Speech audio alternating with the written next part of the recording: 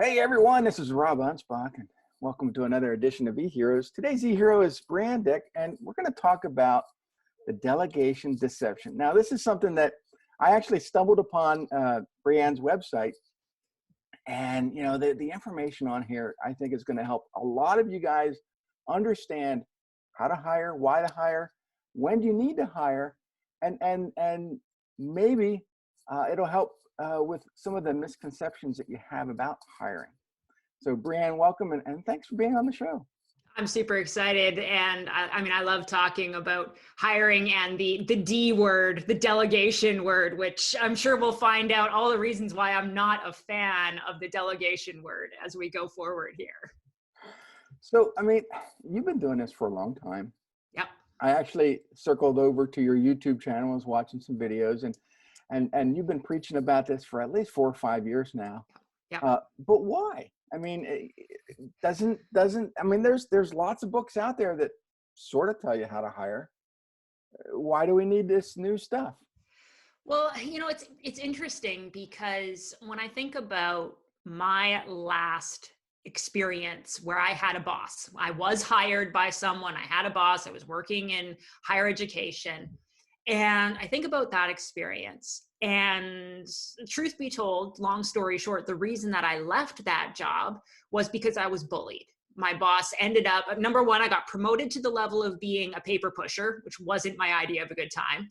And second, my boss was a bully. Literally, at one point, I had put all of my heart and effort into putting together a report that she had asked for. I was doing kind of a cost analysis for a project, and I sent it to her, and I got called into her office, and she said, I'm not going to call you stupid, but I don't know how you could think this was okay. I was like, I think you just called me stupid. I think that's what just happened here. And that was just one example, but it was kind of the final straw for me. And I was in that situation, and looking back on it now, I can say that was not a good situation. That was not a healthy situation. And yet, if you look at textbook management processes and textbook hiring, being a bully isn't acceptable in any situation. But there's so much stuff that we take for granted in hiring, in management. We have these preconceived notions of what it all means, how it's supposed to work. And the truth is, I don't know if any of that stuff has worked since the 50s when modern management theory was born. Right. And I don't even know if it worked back then. It certainly doesn't work now. Yeah, I've been an entrepreneur for 25 years, and I've hired people because of friendships. I've hired people because of family. I've hired people because, hey, Rob, this guy is he's just fantastic. And I've had multiple horror stories across the board about all these things, and I'm like, do I really want to do that again? Yeah. And yet I continue to do it again because I'm a nice guy, but it comes back and it bites me. Yeah. So I think that we still have these 50 mentalities, and some of us weren't even born in the 50s, but yet that's right. We're still making these mistakes. Well, and you think about, whether it's the way our education system works or the way that traditional corporate, business is set up, and it's all based on power dynamics, right? You have the person who is the authority figure, you have the other person who is, in some ways subservient or lower than the authority figure. And it's this power dynamic where it's about command and control. Mm-hmm. And, in some settings, a military setting, that makes a lot of sense. But if you're in, say, a knowledge economy, so you're doing consulting or agency work or, any of these more modern ways of operating a business, do you really want people who are going to show up and turn their brains off when they come to work? And you are then going to be in a position where you have to do all of the decision making. You have to tell them what to do. Yeah, command and control sounds good in some ways until you realize that you have to always show up to do the commanding and controlling. And if you stop, you don't know what kind of mess you're going to be left with. So the whole structure and the whole, cultural idea of what managing is and what hiring should look like and what having a team should be like. It's all based on these power dynamics, which doesn't actually work if you want a team that's going to be able to, be more than just minions who are following you around and doing your beck and call all the time. Right. And I've interviewed people where, they get VAs from foreign countries who Yep. barely speak English, and that's all fine and good. You're going to save some money, but somewhere along the line, it's all going to get lost in translation. Yeah, sometimes literally, Yeah. sometimes figuratively. But what you've hit upon here is something that I think is a really important nuance and distinction, which is whether you're hiring or you're looking at the people you already have on your team, you need to know what kind of role you're actually expecting these people to fulfill. The one type of role that we see people hiring for, the examples of the VAs, whether it's overseas or local, those are what we call a helper position. It's someone who you're going to give the work to, you're going to give the process, you're going to give the checklist, and their job is pretty much to help you by following step by step by step by step. And that's great, except as we saw before, it requires you to be really good at giving clear instructions. It requires them to be, really good at following clear instructions. And it assumes that nothing ever deviates from the plan. And I don't know about any of you all listening. I don't know about you, Rob, but I don't know if I've ever found a situation where everything goes exactly to plan every single time. In my business, nothing ever works the way it's supposed to. And I can sit down and I can write all these manuals to say, okay, this is how it works. Yeah. But my time and energy to write all that down, I could have just gotten the job done myself. That's right. And often what we're doing is we're creating those manuals and we're creating those processes for things that aren't our zone of genius. If it was our zone of genius, we'd keep it, right? So we go and create these manuals. We tell people how to do something that we're not world-class at anyway. Mm-hmm. And, in some cases that's fine for low-level rote type stuff. If you're running a call center, tier 1 support, have you turned it back on and off again, right? Like there is a place for that. But just building a business around this idea of having a lot of helpers, being the genius surrounded by 1,000 helpers, isn't actually going to get you to the point where you can focus on the stuff you want to be focusing on. For that, you have to look at those other roles in the business. You touched on call centers, and that is my bane of my existence. I mean, it's just, that's why the whole book, Rob versus the Morons, came about. Where, I'm just chastising everything that these call centers are about, and they have no human emotion. There's empowerment. None of these people know how to do anything. Yeah. And so you waste your whole life on hold, try to get an answer that could probably have taken a minute or two had they had the process to do it. Yeah, exactly. And as we alluded to before, what happens when there's a problem that can't be answered from a checklist, right? And yes, I've turned it off and on again. Yes, I've restarted it 3 times. Yes, I've kicked it and thrown it against the wall. Like I've done all the things. It's still not working. We see this in our businesses all the time too, where there's things that come up that haven't happened before or situations change. I mean, did anyone have experience with a global pandemic, running your business in the global pandemic prior to this? Not unless you're about 115 years old, right? So stuff is changing all the time, and order takers aren't going to get you through that without you having to put all the burden of figuring out how to adjust and how to change stuff on your own. If all you've got are order takers, they're always going to be waiting for you to make the decisions and give them orders. Yeah, and you're up in British Columbia, I believe. Yep. I'm in Pennsylvania. And, I was looking at a lot of things from the 1918 pandemic, and it just seemed like Canada was more prepared, and they were more educating. I mean, they were educating their people a lot better than we were here in America. So you guys took a lot of the things that you learned 100 years ago, and all we're doing is putting signs on grocery floor, store floors, 6 feet apart, and doing this. I'm like, really? Yeah. No wonder we're all dying. Well, and everyone's guessing, right? And I think that's the thing that's important, is to realize you're always just guessing. Until you can see in hindsight what the result is, you're just guessing. And so do you want to surround yourself with people who maybe aren't going to have the experience to be able to give educated guesses?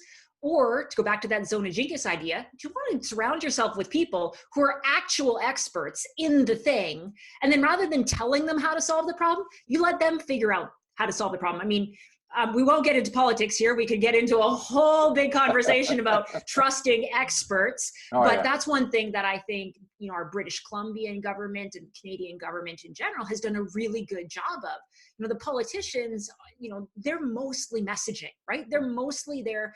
The prime minister shows up and does his daily briefing, and what he's there for is being reassuring and being a talking mouthpiece. Yeah. But the health minister and the public health officers, they're the experts. They're the ones making the decisions. And I think we can learn from that in our business. What if your job was to be in your zone of genius, whatever that role is, and then look for places where other people are experts and geniuses in their own right. Bring them onto your team, get them involved.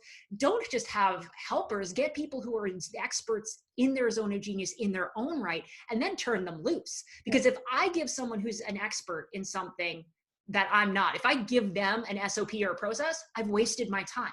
I spent all that time creating this process when they probably know how to do it better than I ever would. So let them do it and let them tell me what the process should be, and let them train the other people who are going to be coming into the business. Let them train them. I shouldn't have to be the one to do that. Yeah. What I've done is I stopped trying to learn everything that there is to know in my own business, and people are like, well, it's your business. You should know everything. I'm good at a few things. I'm good with SEO. I'm good with writing books. I'm good with writing articles and social media content. Anything else?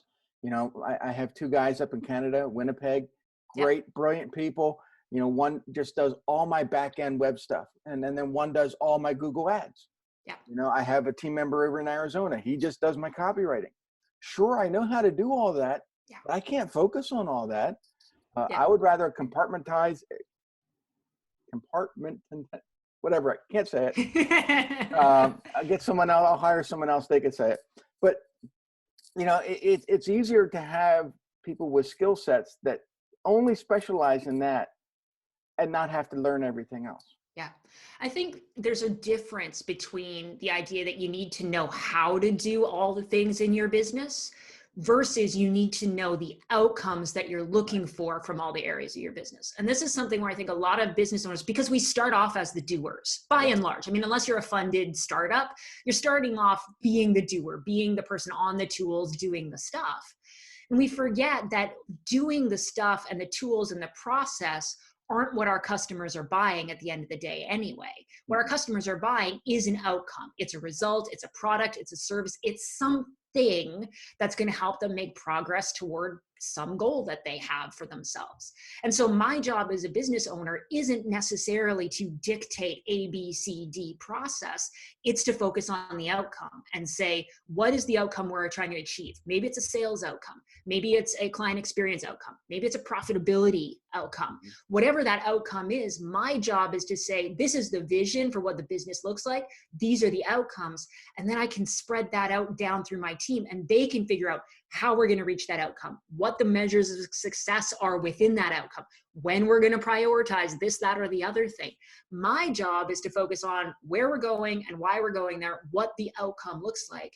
And then it's about empowering, that's the word you used earlier, empowering and enabling the right people on the team to really be able to figure out the details that is their zone of genius. Yeah. That's how I make sure that I'm not trying to know all the things in the business. I'm focused on outcomes. Yeah.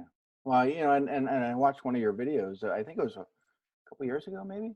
A simple question. How much do you want to make? Yeah. And I think most entrepreneurs are like, oh, I want to make $1 million. Well, is that realistic right now? Yeah. Because you're just starting off. You just, my son, he's 22 years old, and he's been watching me, over the last 10 years, and trying to model himself to be the next marketer. And I said, okay, you got to do this, this, this, and this. I said, for me, it took 30 years to get this overnight success. I said, it's going to take you time too. But all the entrepreneurs out there, they think, oh, well, I just quit my job. I'm going to jump right in. I'm going to make $1 million.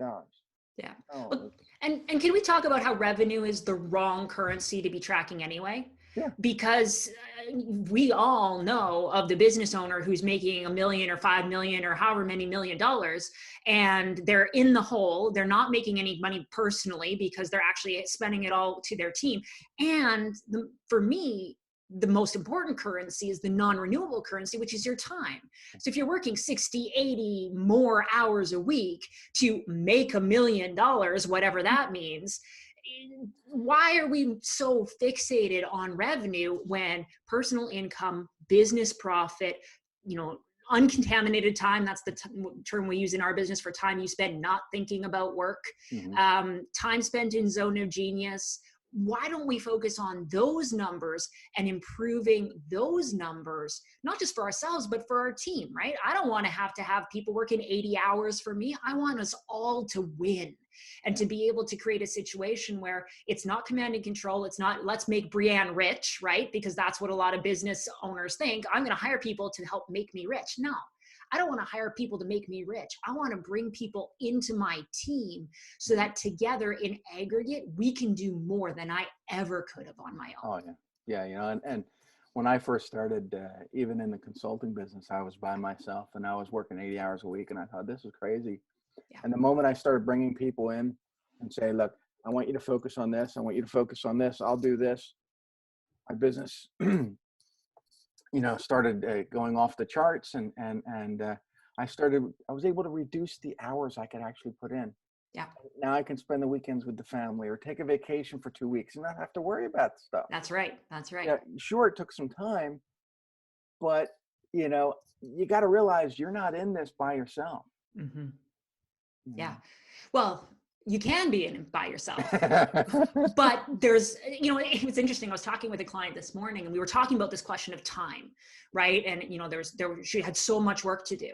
I said, remember, as an adult, you don't have to do anything, right? You don't have to get out of bed in the morning. You don't have to eat. You don't even have to pay your taxes. You may not like the consequences of not doing those things, but you don't have to do them. Right. And this is where we get into this story of, I have to do things a certain way. I have to put in more hours. I have to do it on my own. I have to do this. I have to do that. But it's not about whether or not you have to or not. It's about what's the outcome that you're trying to achieve, and what's the trade-offs? If you do this or don't do that, do you get there faster or slower? That's really what it's about. For me, it was when I wrote my first book in 2013, I knew that I wanted to write a book because I knew what the outcome would be. Having a book, and it did. It boosted my authority. It boosted my credibility. I got more sales, and over the last 7 years, I've written books on my own. I've co-authored books with others. I've produced books for other people. But I'm working on the 26th book this month, and my authority just keeps on boosting every time I put out a new book, and it's incredible.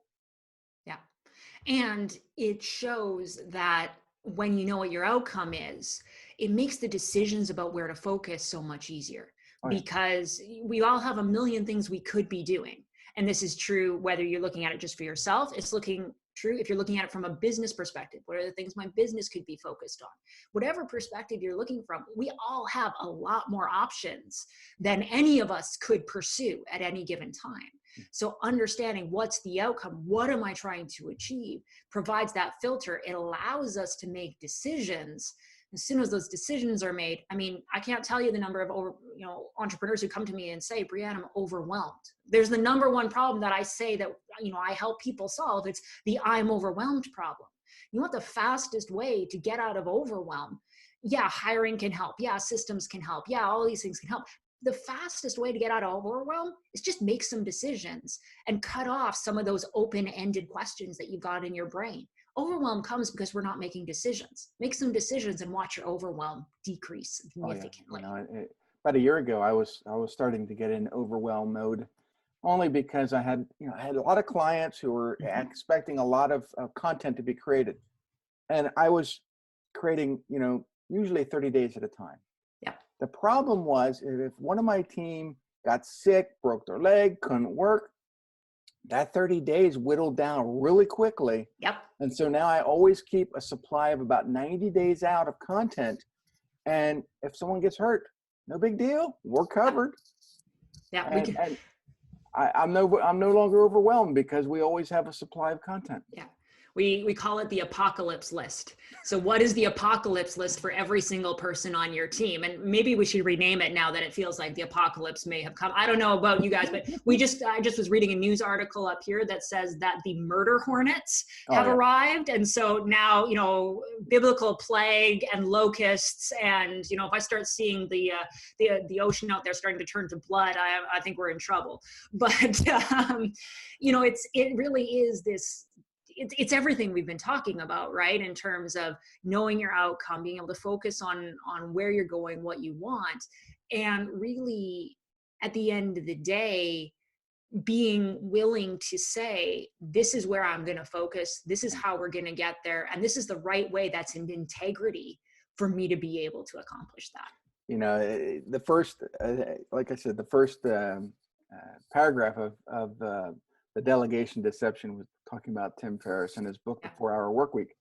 And, when I read that back, I don't know, a decade ago, 13 years ago, something like that, I thought, this is bullshit.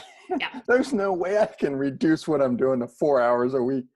But what it did give me is the ability to know that, I don't have to work 80 hours a week. I can reduce it down to 30 hours, still be as productive as I want, or I was, and still make money.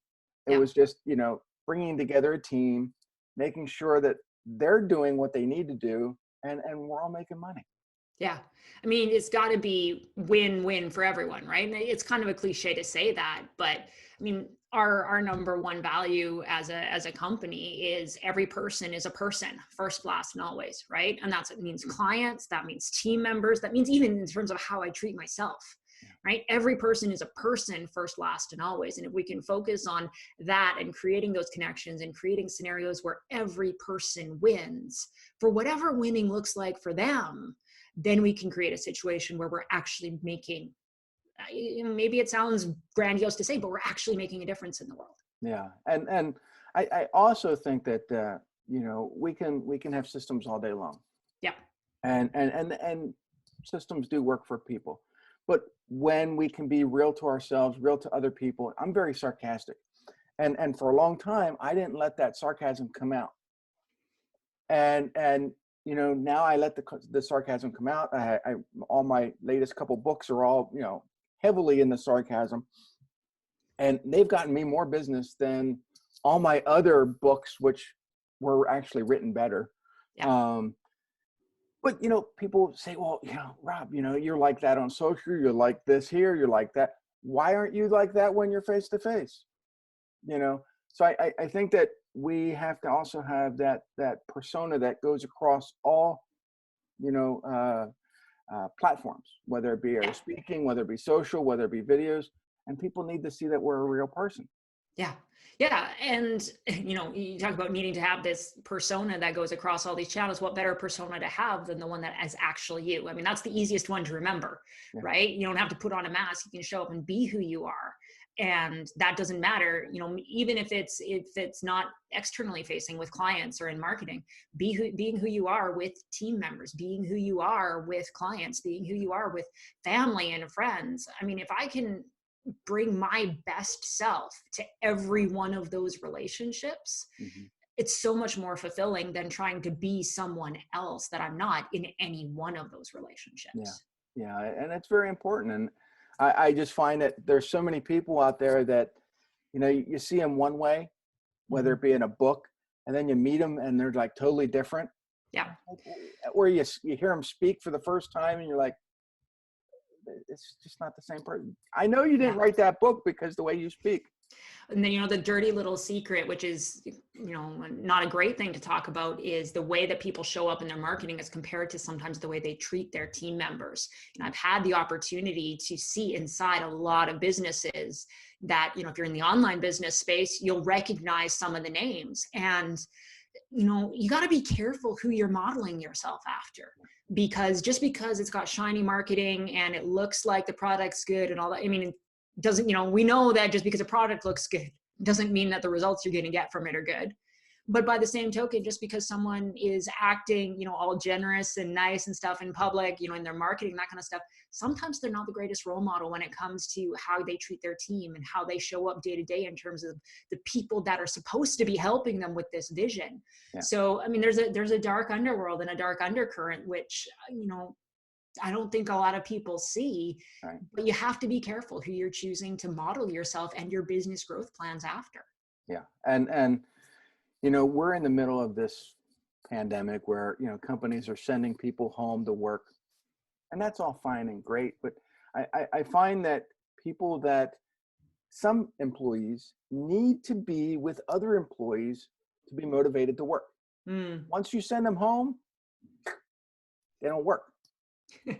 Well, and it's about creating a sense of team within, whether you're physically together or whether you're doing that virtually. All of our clients' teams are remote. Maybe one or two of them have someone that lives in the same town and they can do that in-person connection. But by and large, we're talking about remote teams. And that's a challenge, right? How do you get people to feel as though they are still part of a team when you're not sitting down face-to-face, side by side? And there's a lot of things that come into it. Culture is a big part of it. The idea of having clear outcomes and knowing that everyone's moving toward the same goal. But just, again, being able to see people as people and encouraging, you're not just someone that I throw this project over the fence to when it's time to get it done. Like, we're actually going to sit down and I'm going to ask about your kids, or I'm going to ask about, what you did this past weekend. And when I get on a coaching call with the clients, one of the first questions I ask is, so how much did you work this past week? Like, how are you actually doing? One of our clients is going through a divorce. It's like, how are things going with that, right? Knowing as people, and you do that with your team members, you do that with your clients, your team members do that with each other. And all of a sudden it doesn't feel so lonely. It doesn't feel like you're doing this on your own, because you've actually got people in your corner who are there for you, not just there for a paycheck. Yeah. And I'm one of these types of people who despise these platforms like Trello, and where everybody can see what you're doing and how you're doing, and everything is timed and this and that. And I tell my crew, I said, look, here's the assignment. Get it done when you get it done. I'm not going to babysit you. Yep. I just expect results. Yeah. And here's what success looks like. And I tell my clients that too. We will get your job done when we get it done. There are so many factors that come in that I cannot play by your Trello rules. Yeah. And it's finding that right balance, right? In terms of over communicating and under communicating. Because you don't want to have a vacuum where you don't know, again, thinking about the team example, I don't want to be in a situation where, I go months without ever hearing something about it, and then I find out I find out too late and we can't do anything about it and balls are dropped. But at the same time, we don't want to be micromanaging and getting in and watching over people's shoulders. So finding the right balance of that, we have a communications rhythm that we use for that, which is about how to communicate at what level of detail. That's what's important, right? You don't need to be in the weeds on stuff. As you said, you need to know what the outcome is and what success looks like. We need to agree what success looks like. We need to agree on that together. And then I don't care too much about the details of tracking it, so long as it gets done when it needs to get done and it looks like what it needs to look like at the end. So how does my audience get a hold of you? I mean, where do they go? Yeah. So best place to go if you've been enjoying this conversation is you can head on over to visionaryceoacademy.com/eheroes, no hyphen. So just visionaryceoacademy.com/eheroes, because we've put together an assessment that you can do. We've talked about a lot of stuff here, and we talked about how do you get yourself out of the day-to-day. We've talked about, who should you be hiring. We talked about the difference between helpers and implementers, higher level people. And this might be like a whole lot of ideas that you got going on in your head. But if you head on over to that page, we've got an instant assessment. It's literally 12 questions where you can go through, and it'll tell you this is where you need to focus now if you want to get out of the day and get out of overwhelm and start making better use of that team that you've already got. And if you're watching this on YouTube or any place where I have the video, the link will be below. If you're hearing this on iTunes or any other podcast out there, just, rewind and listen again so you can get that correct URL. visionaryceo.com/eheroes without a hyphen. And that's what makes Breanne an e-hero. So thanks everyone for listening, and we'll see you on the next episode.